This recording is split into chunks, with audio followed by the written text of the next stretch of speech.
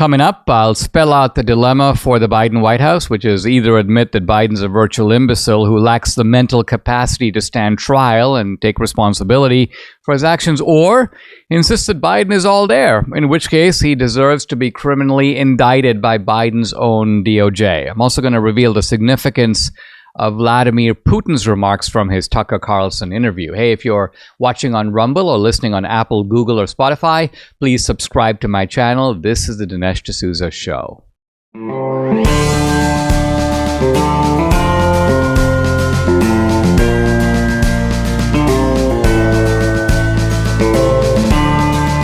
America needs this voice. The times are crazy. In a time of confusion, division, and lies, we need a brave voice of reason, understanding, and truth. This is the Dinesh D'Souza Podcast.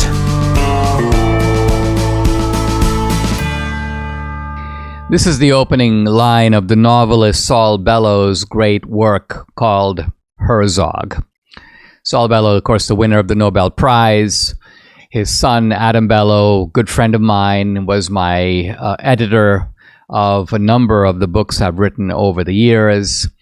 And however, this is how the novel begins. I think it's one of the great opening lines of literature. We think of famous opening lines in literature, the opening line of A Tale of Two Cities, it was the best of times, it was the worst of times. Opening line of course, Jane Austen's Pride and Prejudice.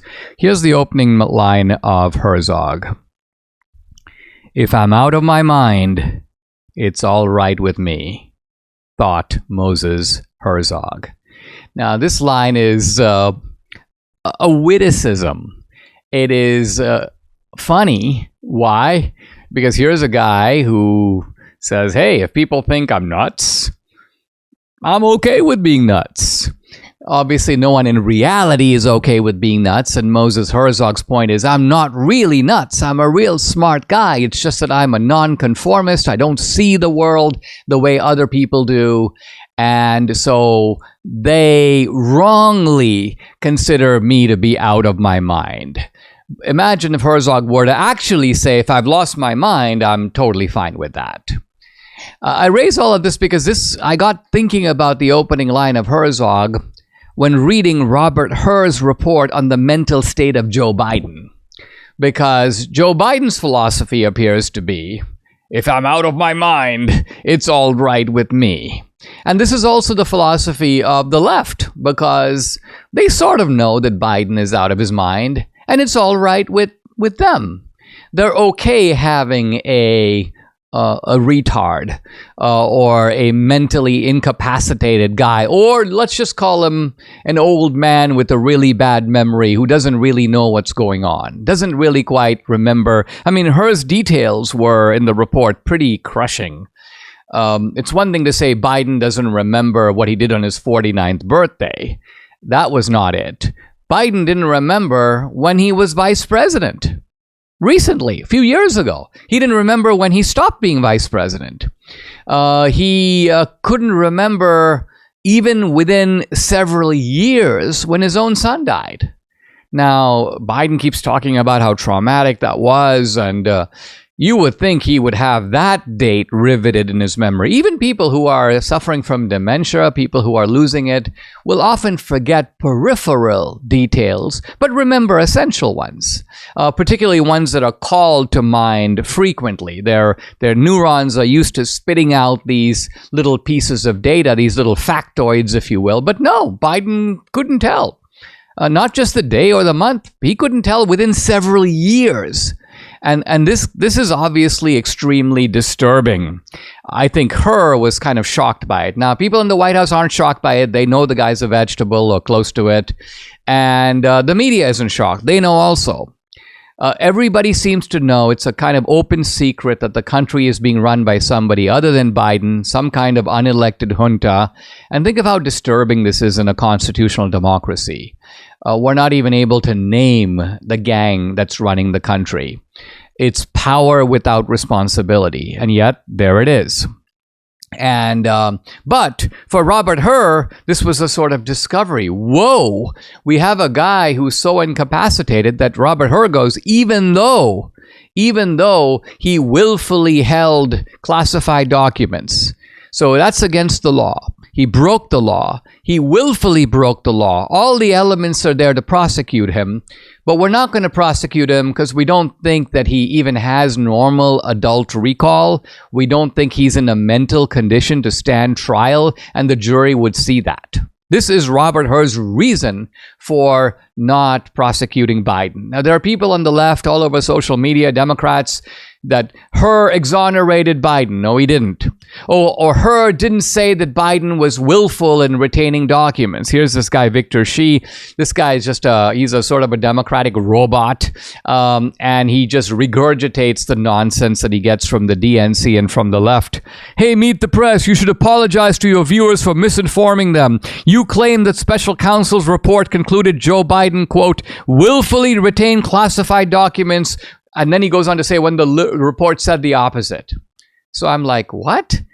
Am I missing something here? I go back to the report. I look at the executive summary, page 1. This is one of the first words in the report. I'm quoting, our investigation uncovered evidence that President Biden willfully retained and disclosed classified materials after his vice presidency when he was a private citizen, end quote. So all of this stuff about the fact that he didn't willfully do it is simply not supported by what the special counsel says. It was CNN, of all people, doing a fact check on Biden's response to the report, where Biden delivers lie after lie. Biden says, first of all, he didn't willfully withhold the documents. And CNN points to the section that I just pointed to and go, according to the special counsel, yes, he did. And then Biden goes on to say, I didn't share classified information with my ghostwriter. I now quote from the report, Biden shared information, including classified information, with his ghostwriter, end quote. Biden, none of it was high classified. Quote from the document, quote from the report. These documents have classification markings up to the top secret, sensitive, compartmented information level. SCI. So again, just pure misstatements, one on top of the other from Biden.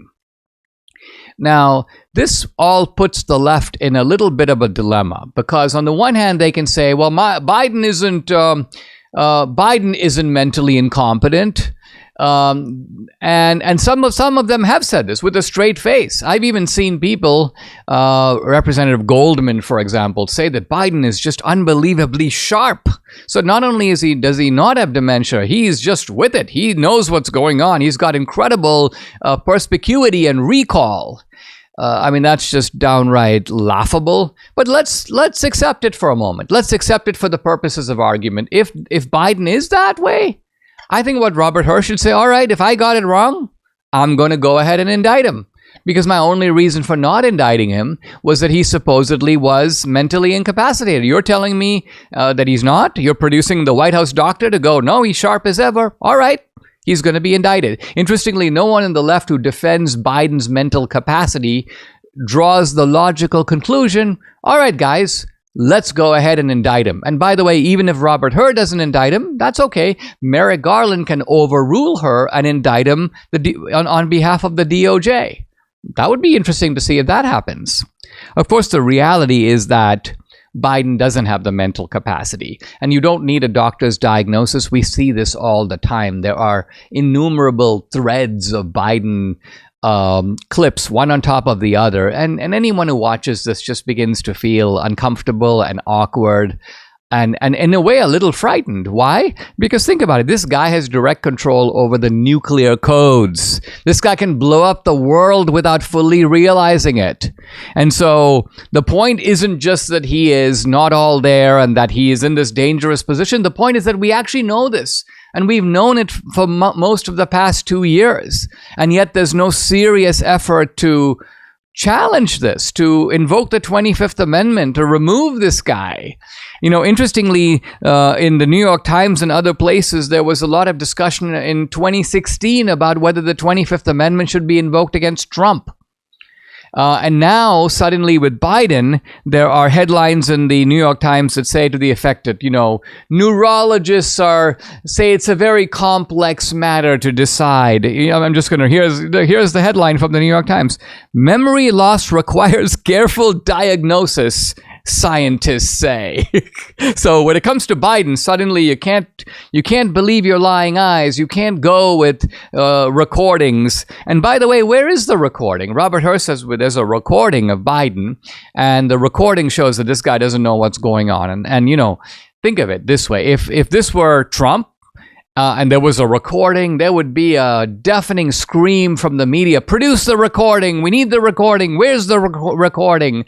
And yet I don't hear this from the right. I don't hear Republicans go, let's produce the recording. Let's demand that Robert Hur show us the recording, the conversation with Biden that led to the conclusion that this guy doesn't really know what's going on. Of course, what happens with the left is you have this evolving defense. Number one, Biden is really sharp. Number two, Biden is not so sharp, but you know what? He's okay. He's going to be able to hang in there. Well, think about it. Even if that's true, I don't think it's true, but let's say it's true that Biden is okay right now. The guy is running for president for the next 4 years. In other words, he would be 86. Does anyone think that Biden, in the condition that he is now, is going to be able to be the leader of the free world and keep his finger on the nuclear codes for 5, because he wouldn't take office until January of next year, 5 more years? Absolutely not. So the only thing we're waiting for now is people on the left, and this is going to come. I'm waiting for the headline that goes, yes, Biden is out of his mind, and here's why that's a good thing. In other words, the absolutely intellectually dishonest position that dementia itself should be no bar to the U.S. presidency.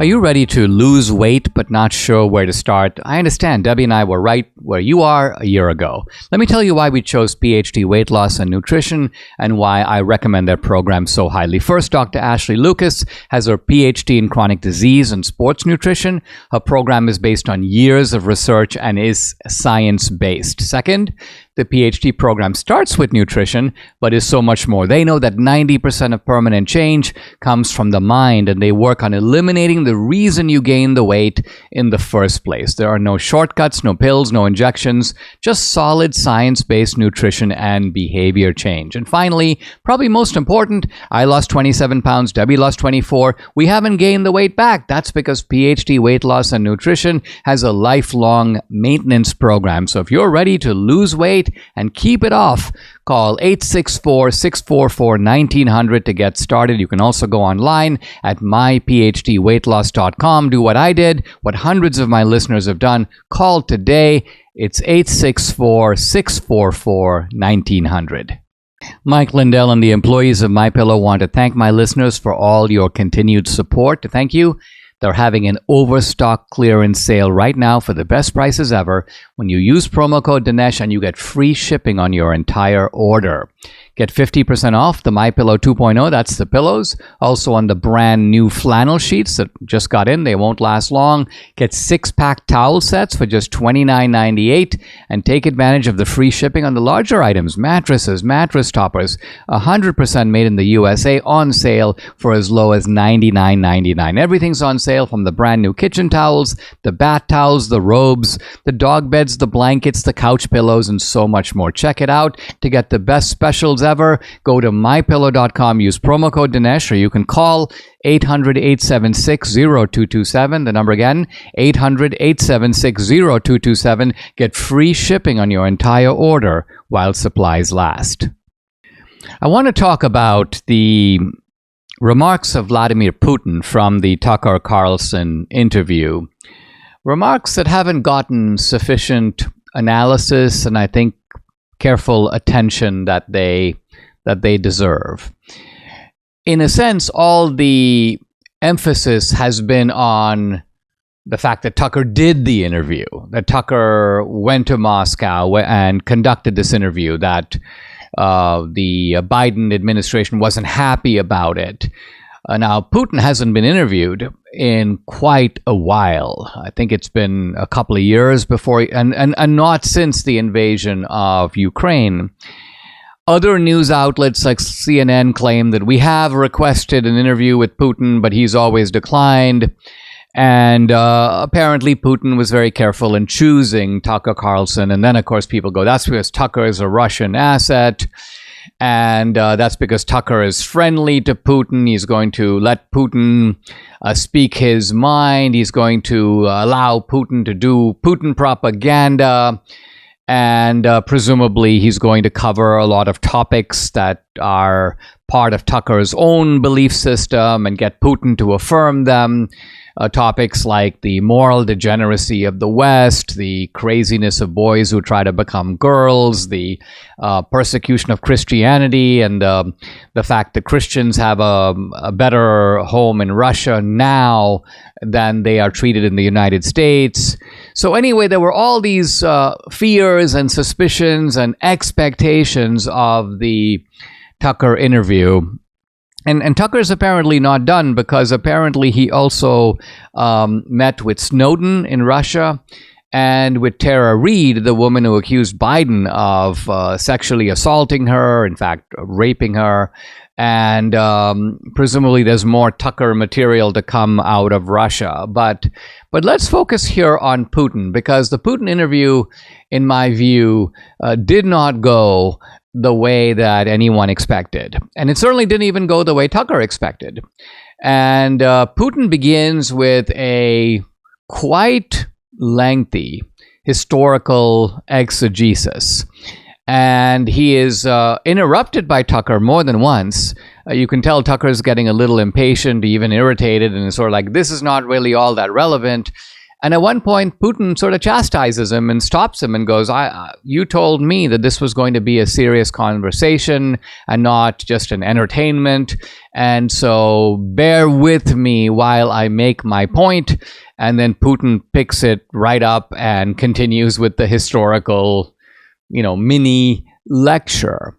Now, of course, there is, not surprisingly, some parodies of Putin's mode of argument on social media, where people go, Putin is asked about something that happened now, and he begins with Adam and Eve, or he begins with the Peloponnesian War and the Roman conquest, and then slowly makes his way to the founding of Russia. So the idea here is that Putin is doing this sort of preposterous and meandering diatribe. But I want to argue that I don't think that's it at all. That what Putin is saying is, and by the way, you could get a version of this argument in many other contexts, in fact, in many other countries. I can envision a similar argument being made in China about Taiwan. The fact that Taiwan is a new creation. It's a creation of people who oppose the direction of China. In other words, oppose the direction of China in terms of adopting communism, oppose Mao and Chiang Kai-shek. And so what happens is you've got a break with China that occurs to create Taiwan.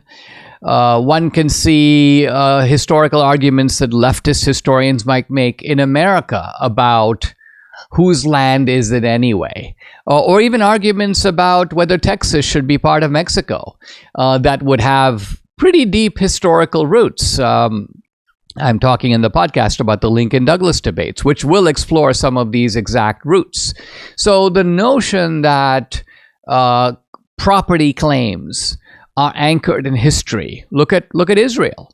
You could make an argument about the fact that Israel belongs to the Jews because it was their ancestral land.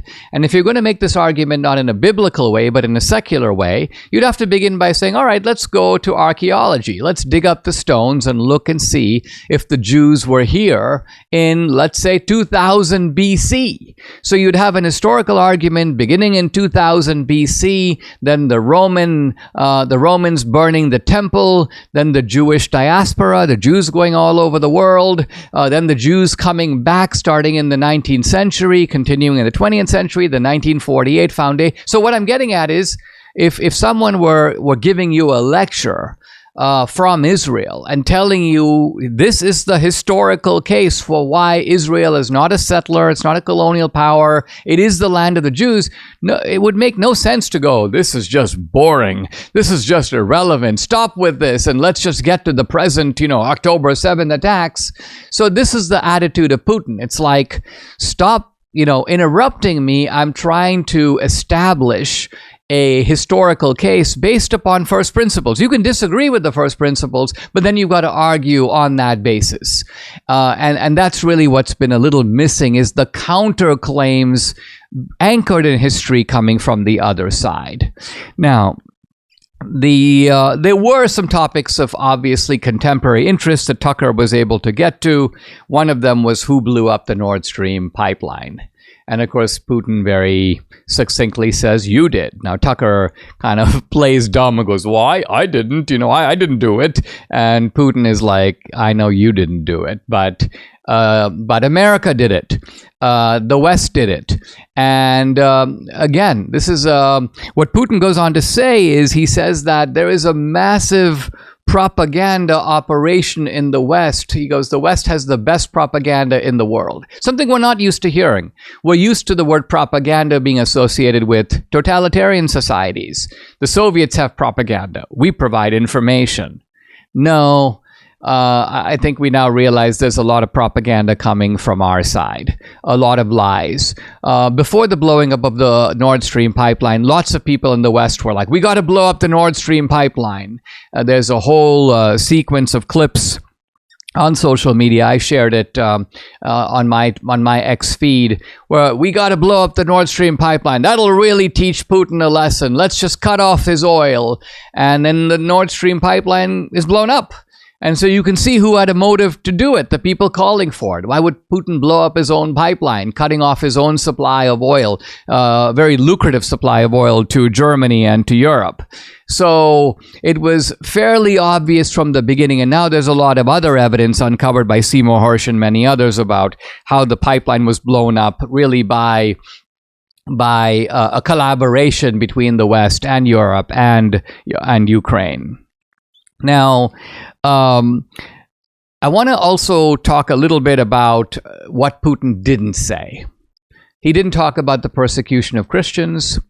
He didn't talk about the border. He didn't talk about Biden being senile. He didn't talk about some topics that I think Tucker would have liked him to talk. He didn't talk about abortion. These are topics where Tucker might have drawn out Putin as a critic of Western degeneracy, and this might have found a receptive audience among conservatives in the United States. In fact, I expected some of this to be in the interview, and when I didn't see it, Putin didn't even go there. At one time, Tucker says, hey, Putin, do you think that God is playing a role in the world? And Putin just sort of ignores it. He says, no, I think the world is driven by the actions of states and the leaders of those states. And so this is something that can be calculated and analyzed. And Putin, in a sense, you can say, looks down. He's not gazing heavenward, which is where Tucker wanted him to go. And I was thinking to myself, why is this? Why is Putin not playing to what would seem to be a receptive Western audience right of center? And one possible answer, and it was Andrew Tate who suggested it, of all people. Andrew Tate surprised me with this rather, I thought, startlingly insightful observation.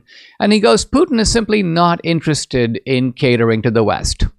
Yeah, he could have built more conservative followers, but he doesn't want them. Why? Things are really going his way. He's winning the Ukraine war. The West is collapsing of its own weight, its own bad decisions, its own internal convulsions, its own irresponsibility, its own reckless spending. So why should he, Putin, sort of try to bail out the West? Why should he highlight problems and try to build coalitions and alert people to the fact that, look, this is something they might want to do something about? He likes America having an open border. He likes the currency being debased. He wants to have alternatives to the dollar. He wants to see America go into a cultural tailspin. He's all in favor of more fentanyl coming into the United States. And so when people are looking to Putin saying, oh, Putin, was inarticulate. He was so dull. All he talked about is history for the most part. He didn't give us the sound bites that even we on the right were looking forward to. Well, the answer is that Putin has his own agenda. And it's always worth keeping in mind that even though there are people in the world who might agree with you on this point or that, if they don't say that, if they maintain a sort of prudent silence about the topic, the silence itself becomes meaningful. It's because they're up to something else. And I think the up to something else that Andrew Tate highlighted, and I agree with this assessment, is that Putin sees the West going to hell in a handbasket. And the reason he didn't say anything about it is he's quietly in favor of it. There's a lot of instability both abroad and at home. Elections in Taiwan, North Korea on the brink, Iran increasing its aggression, all the stuff going on here in the United States. How have you sheltered your savings and investments from potential major setbacks to the economy? It's not too late to diversify an old IRA or 401k into gold, and Birch Gold Group can help you do that. As opposed to many other investments, gold thrives in times of uncertainty. It is an important part of diversifying your savings. It's part of my savings strategy. Here's how Birch Gold can help make it a part of yours. Birch Gold will help you convert an existing IRA or 401k into a tax-sheltered IRA in gold, and it doesn't cost you a penny out of pocket. Just text Dinesh to 989898 for a free information kit with an A+ rating with a Better Business Bureau, countless 5-star reviews, thousands of happy customers. Birch Gold will arm you with knowledge of diversification through precious metals. Text Dinesh to 989898. Claim your free information kit and protect your savings with gold today. There's nothing worse than hearing about people living in pain. That's why I want to tell you about Keith from Washington and his Relief Factor story. After years of activity, from college football to running a martial arts studio, at age 51, Keith's body felt like it was wearing out, so he gave Relief Factor a try. Keith says he now has, quote, little to no pain in my knees and highly reduced neck pain. He's feeling so much better, and he pursued a second-degree black belt. So quite a story. And as you know, on a personal note, Relief Factor has worked for Debbie and me, our family, our friends, Mike here in the studio. So if you're living with aches and pains, see how Relief Factor, a daily drug-free supplement, could help you feel and live better every day. To get started, try this. It's the Relief Factor 3-week quick start kit. It's only $19.95 and comes with a feel better or your money back guarantee. So what do you have to lose? Visit relieffactor.com, or you can call 800-4-RELIEF. Again, it's 800-4-RELIEF, or go to relieffactor.com. You'll feel the difference. Guys, I'm delighted to welcome back to the podcast my friend Chris Widener. We're partnered together on the Red Referral Network, but Chris is also a guy with his ear to the ground with regard to the culture. He's a former pastor. He's an author, an entrepreneur, a motivational speaker. The website, by the way, redreferralnetwork.com. Chris, welcome to the podcast. Last night, of course, the Super Bowl. And people are talking about a bunch of things, but one of them was this very striking ad involving Jesus washing the feet of, it seems, a kind of assortment of progressive characters. And the theme of the ad was, "He gets us." Now, you're a former pastor. You're also kind of a political analyst. Let's talk about that ad. So some people really ruffled the feathers of some people, and some Christians say that this ad was kind of a ruse. What do you think? I think you have to thread the needle very intricately here, because as I watch, as soon as I saw it, Dinesh, I thought, oh boy, people are going to go out of their minds over this. Technically, it's true. I mean, the truth is God gets us. Our sin, your sin, my sin, we're all sinners. You know, the theory of original sin, G.K. Chesterton said the only philosophy empirically validated by 3,500 years of human history is original sin. So he does get us. Our sin doesn't surprise him. He also washes the feet of sinners, which is also true. So again, technically true. I think where people are reacting but is this a ruse? Is this a way to soften up the cultural position on some of those things? And so I think it's kind of a thread the needle kind of thing. It's like, yes, love the sinner, hate the sin, which is pithy little cliche, but there's truth to it. So I think that's the way we ought to take a look at it is, yes, Jesus loves sinners and Jesus serves sinners. Bible says he didn't come to this world to be served, but to serve and to give his life as a ransom for many. And so I look at it that way, but I think we should also be aware of that this might be some way to soften the cultural opinion of Christians around some of those issues that we know are not biblical. Well, maybe the problem with the ad, if there is a problem, is what it leaves out. Or to put it differently, with the woman in the well, Jesus, of course, was, go and sin no more. So on the one hand, you have the forgiveness symbolized by the washing of the feet. But on the other hand, you do have the fact that there is a clear moral stance that goes along with that. And that, it seems, was absent from the ad. In other words, we know that there's a kind of a progressive mantra in the culture that sort of God loves everybody. And so you can kind of keep doing and living the way that you are because you're going to be fully accepted by God no matter what. I suppose behind this is the presumption of a sort of universal salvation. And maybe that's what people felt that this ad is a little too cunning. There's nothing that it says that's wrong. But on the other hand, to put it slightly differently, wouldn't it be interesting if Jesus was washing the feet of Trump? Or washing the feet of some MAGA guy, right? Which is also technically true. Jesus would in fact do that. And yet that would completely change the meaning of the ad. And so the people who put the ad together, it's kind of like, what were they trying to accomplish? I read a little bit about the group that did it, and apparently it's Christians, but it's a mixture of some non-Christians who apparently, quote, sort of admire Christ as a person, and these guys are coming together. But was a $7 million ad, I believe. So quite a bit of thought and quite a few coins went. Well, then somebody said, how many homeless people you could feed for $7 million, and that, Dinesh, one of the Bible passages I keep at the forefront of my mind almost every single day. I think of this passage because of what I do and what you do. We're out in the public talking. Ephesians 4:15 talks about speaking the truth in love. And here's what I find in culture. Oftentimes we have people that just do the love part. Oh, Jesus loves everybody. Jesus saves everybody. It's all love and fairy dust and that kind of thing. And then you have others who are just, you're a sinner, you're going to hell. It's the truth kind of stuff. And people say, well, I'm a truth teller. Well, you're kind of a jerk. Unless you can speak the truth in love, it's that perfect coming together of who Jesus is. He is grace and truth, grace and justice, judgment and forgiveness. In a way that we can't be, Jesus is all of that. And so I try to remember, how can I speak the truth, but do it in love? Let's talk about Taylor Swift and Travis Kelce and Joe Biden.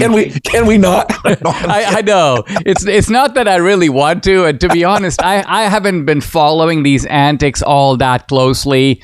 I'm only interested in the political angle here. And I'm not sure that the political angle is all that great because, there are people who think the whole thing is a psychological operation. I've even seen people insinuate that the Super Bowl was set up, that the outcome of the Super Bowl was decided in advance. Now, that seems to me maybe a little bit far-fetched.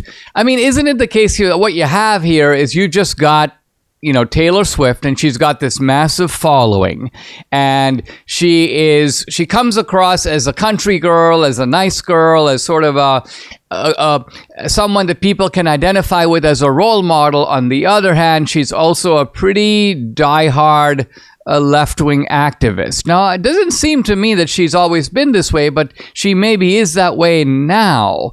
And so essentially what people are nervous about is just the fact that the left is just so good at capitalizing on this sort of cultural capital and using celebrities where they can. Now, they kind of know that the Hollywood weirdos don't work for them that well anymore, but Taylor Swift has a kind of country music background, so she would have some appeal to independents, maybe even people in the red states. Is that your reading of the whole Taylor Swift business?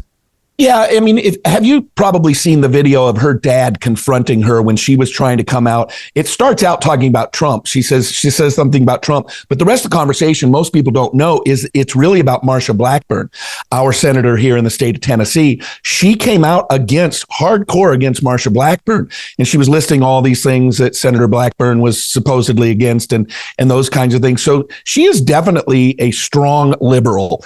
And the way I look at it is he's also a very strong liberal. I mean, he's a Pfizer endorser and all this. And I think they probably met, and, she's also a tall girl. I think, a lot of women, they want a guy taller than them. I think she's 5'11" or something like. She's probably attracted to him. He's big, he's tall, he's famous, he's got his own money. She doesn't have to pay his way. I could totally see it as being something where they clicked over politics. They clicked over their anti-Trump, anti-MAGA, anti-conservative stuff. I don't have a problem with it. I think they're both very weird. I don't know if you saw the suit that he wore. Oh my gosh. He was channeling Michael Jackson or something. Very weird.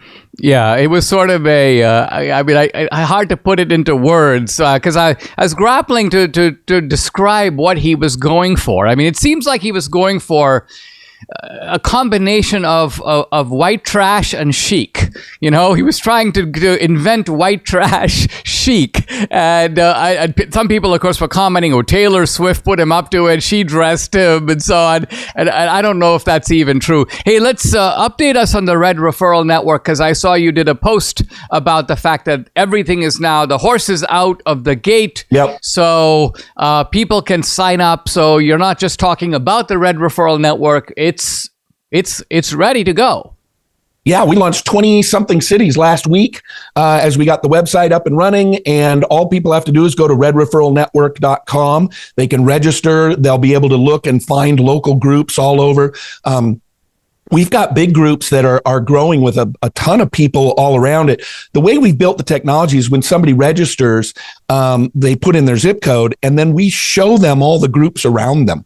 And we have, I think, 150 people already pre-registered in the greater Fort Worth area. I think it's 90 something in the greater Phoenix, Scottsdale area, all over the place. Even here in Chattanooga, where I'm from, we had over 38 people register. So when people come and they register, they will find one of these local groups, or if they want, they can actually start a group, and we'll do all the training. I personally train all of our leaders. We do it on Zoom a few times a month.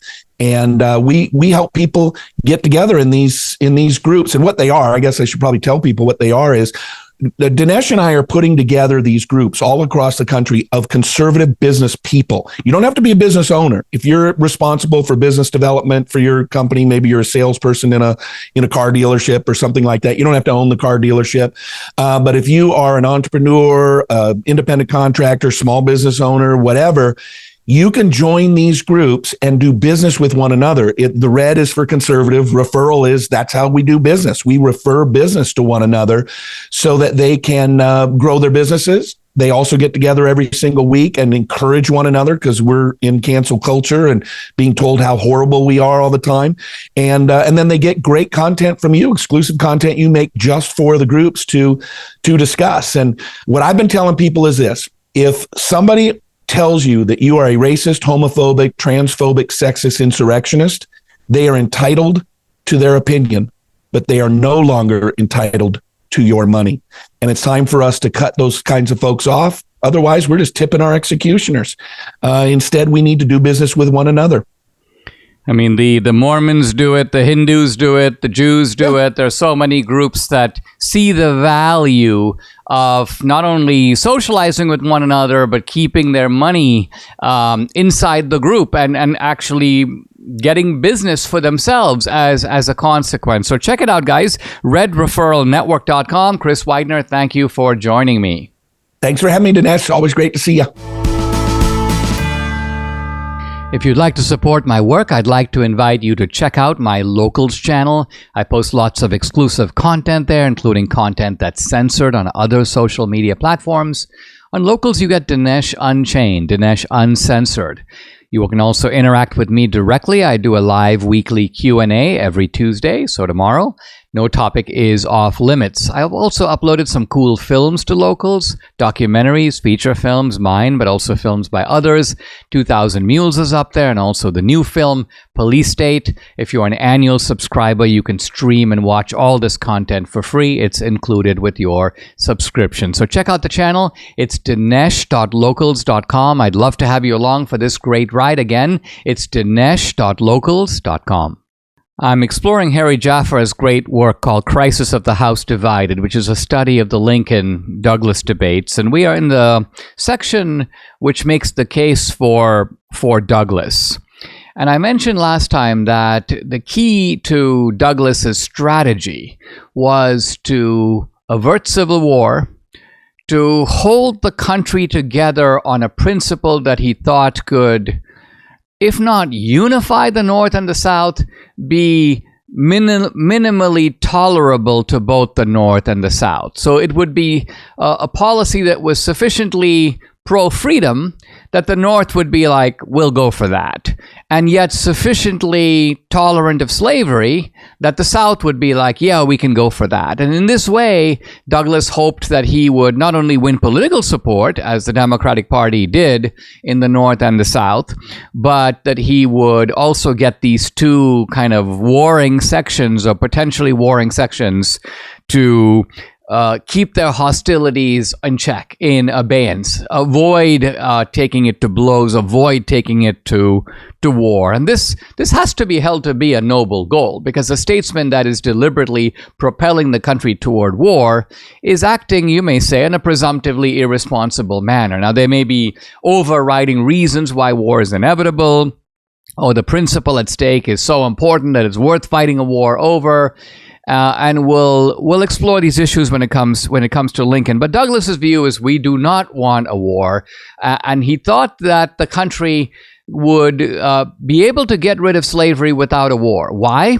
Because of expansion. This is the key to Douglas. The country is expanding, and it's expanding to the West.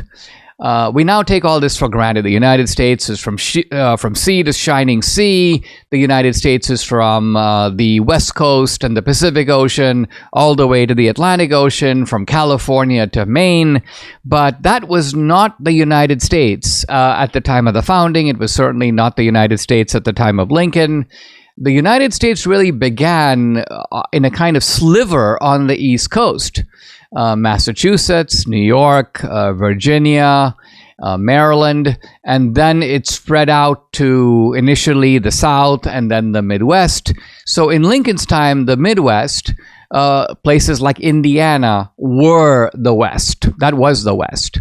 And yet there was, statesmen could look further out and see, well, there could be a time when the United States will include, say, Texas. There could be a time when the United States will include Oregon and California. Douglas, interestingly, saw this. Lincoln did not. Even the prominent Whigs in Lincoln's party, people like Daniel Webster.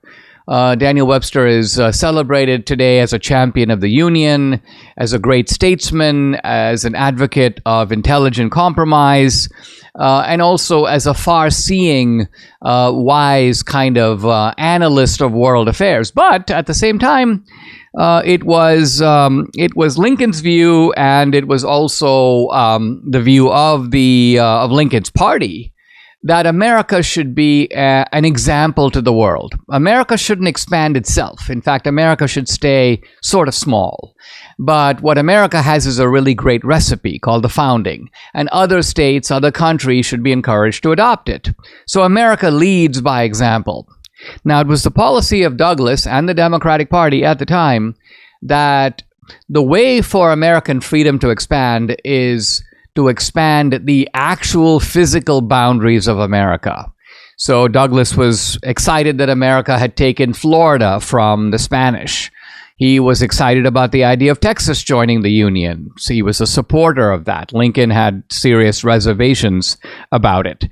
Douglass not only wanted the United States to expand westward to the sea, but he also thought America could expand southward. America could ultimately include what we would now call Central America, Cuba, maybe even parts of South America. So he envisioned a massive physical American empire, which, again, he didn't see as an empire of conquest, but rather an empire of liberty. The exact rights that the American founders had offered to the few Americans who were around at the time would now be expanded to include many other people. Now, so the way to sum this up is that for Douglass, expansion, I'm now quoting Jaffa, expansion was the keynote of Douglass's foreign policy, popular sovereignty of his domestic policy. And these two kind of work together. How? Because Douglass thinks, all right, as the country expands, we get more and more states into the Union. By the way, most of them, almost all of them. Texas is an exception, by the way. Texas comes into the Union as a slave state. But even then, Texas, even though a slave state, there are slaves in Texas, Texas is not as well suited to slavery as, say, the Carolinas or Virginia. There aren't really plantations in Texas. And so Texas comes in as a slave state. But Douglass saw that almost every other state that was coming into the Union was a free state. So he understood that the free states are going to one by one outnumber the slave states, and this is going to put slavery on a path to ultimate extinction. And that phrase, on a path to ultimate extinction, was something the founders believed. The founders said, all right, we're going to have slavery, we're going to put up with it because there's no other way to get a union, but we are hoping and expecting that slavery will start to die out. The founders did take some steps for that to happen, by the way. They restricted the slave trade. In fact, they ended it effective, I think it was 1808. So essentially a couple of decades beyond the founding, no more importation of slaves from Africa. There was the Northwest Ordinance restricting slavery in new territories in the Northwest. The founders also were instrumental in converting slavery from a national institution. Let's remember, there were originally, prior to the founding, there were slaves in Massachusetts. There were slaves in New York. The founders made slavery into a southern institution. And essentially what they did was they cut slavery off at the middle, which means that it could continue to grow south of the what later was the Mason-Dixon line, but the northern part of America would be freed of slavery. And again, that didn't happen immediately. Some of these states, like New Jersey, didn't abolish slavery until well into the 19th century. But nevertheless, the trend was pretty clear. Slavery, once a national institution, now became a regional institution. So Douglass could point to that and go, look, there is a formula for slavery not being extinguished overnight. Even the founders saw that that was impractical, indeed impossible. But there is a formula for slavery shrinking. And that's what I'm all about. I can see slavery shrinking even more because of my doctrine of popular sovereignty. And the key to popular sovereignty is that you create a sort of principle of choice for each community to decide for itself. The northern states can decide for themselves, the southern states can decide for themselves, and ultimately the western states can decide for themselves. Now, it's important for Douglass, because he's defending the principle of popular sovereignty, he can't give the game away by saying, I support the principle of choice, but I'm really anti-slavery. He couldn't even say the opposite. I support the principle of choice, but I'm really pro-slavery. Because then it would seem that the principle of choice had no validity in itself, but was merely a technique or a ruse or a mechanism to achieve a substantive result, that Douglas really has a goal. And so, since Douglas wanted to affirm the principle itself, he had to conceal the goal.